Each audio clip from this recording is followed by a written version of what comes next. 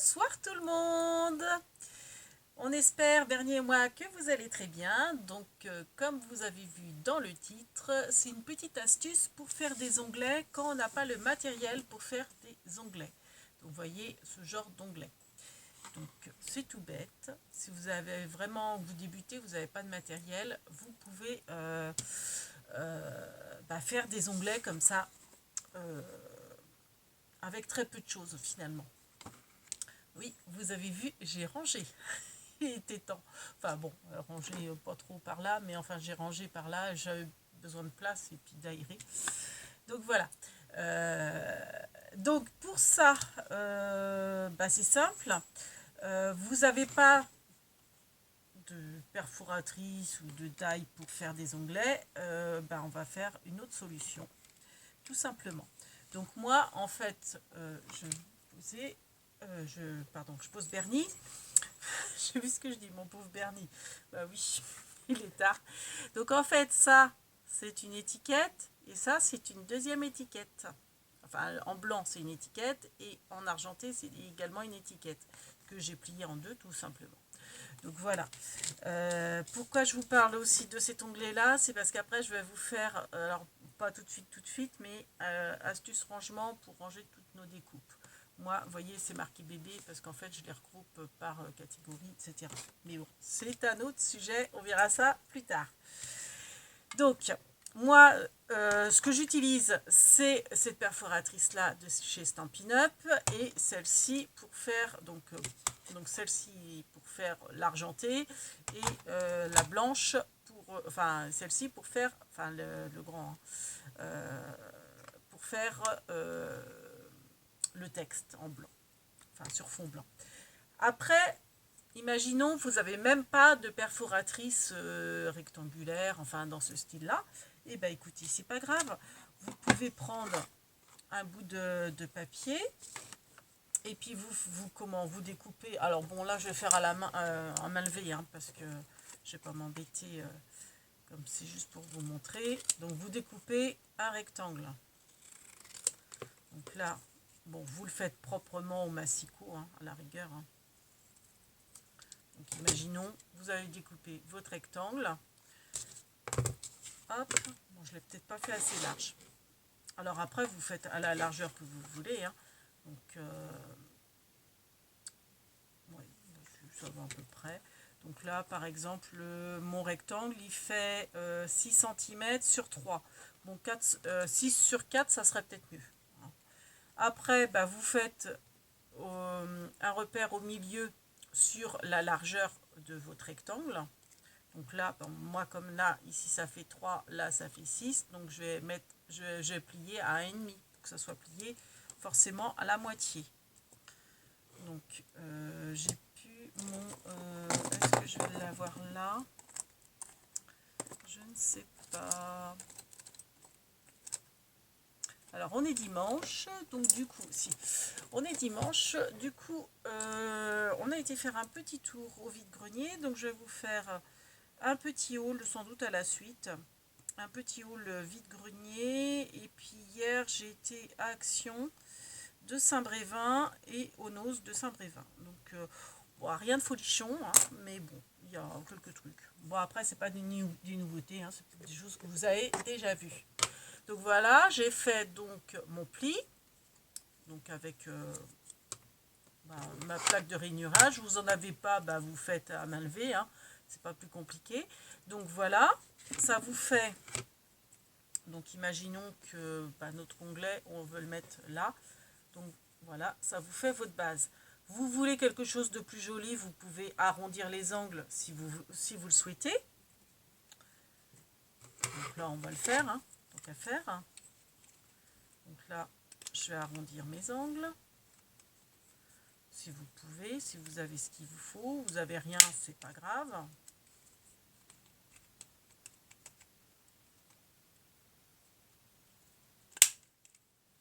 Voilà. Vous pouvez couper en biais, par exemple, aussi. Ça peut être joli aussi. Donc voilà, ça vous fait votre base qui est là. Donc là, moi, je vais faire... avec ma perforatrice, je vais continuer à faire comme je fais actuellement. Donc hop, je coupe mon étiquette. Et là pareil, donc là comme c'est une étiquette qui est toute détourée, je m'aide des petits pics qui se trouvent forcément au milieu pour faire mon pli.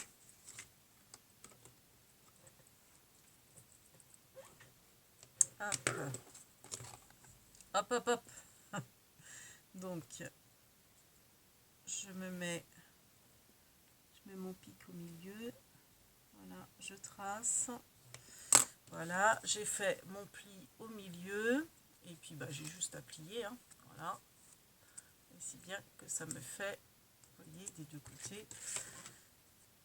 Voilà, ça va me faire la base de mon onglet. Donc, imaginons, hein, on a hop, hop. Donc, si vous voulez déjà le fixer, bah, vous l'encollez, hein, forcément. Vous mettez de la colle et vous le fixez. Bon, moi, je ne vais pas le faire parce que je ne veux pas le coller. Mais vous pouvez très bien hein, les coller directement. Et puis après, bah, vous faites un deuxième petit rectangle. Ou si, comme moi, vous avez une perforatrice un petit peu plus petite, bah, vous faites un... Comment dire, une étiquette, en fait. Hop, hop, hop, hop. Donc là, j'ai mon étiquette. Alors moi, ce que j'aime bien faire, c'est ombrer. Donc je vais ombrer. C'est celui-là, le noir. J'aime bien. Ça fait un style vieilli, style vintage. Donc j'ombre en noir. J'aurais pu faire en vintage, mais bon, j'avais commencé en noir, donc je vais continuer en noir.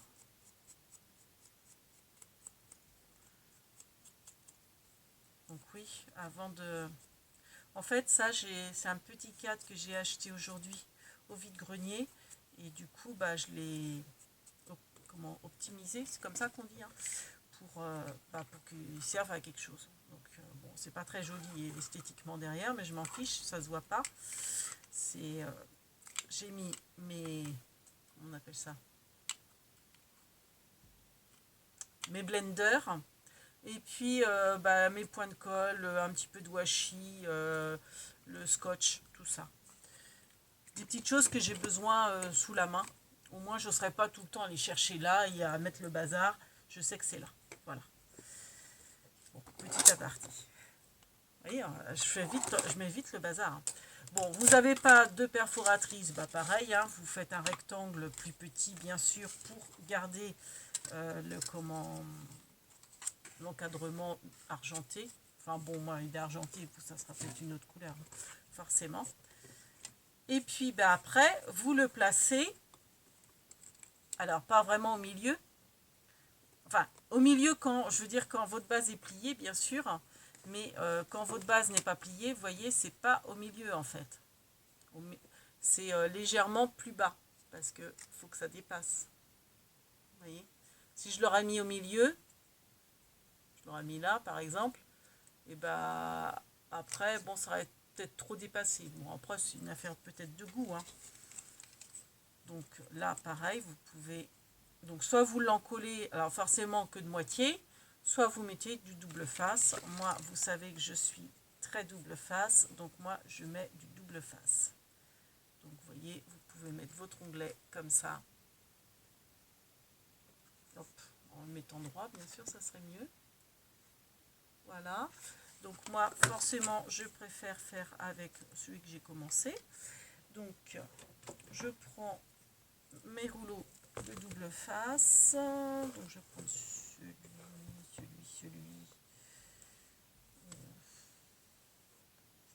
celui-ci, ouais. Celui-là il se décolle un peu. Alors les double faces Craftelier rapport qualité-prix, ils sont géniaux. J'avais une abonnée qui m'avait demandé si c'était par rapport à l'astuce pour, vous savez, pour les die très fins à encoller. Donc, bah, je lui ai répondu en commentaire, mais tant que j'y suis, autant que je peux le dire aussi à tout le monde.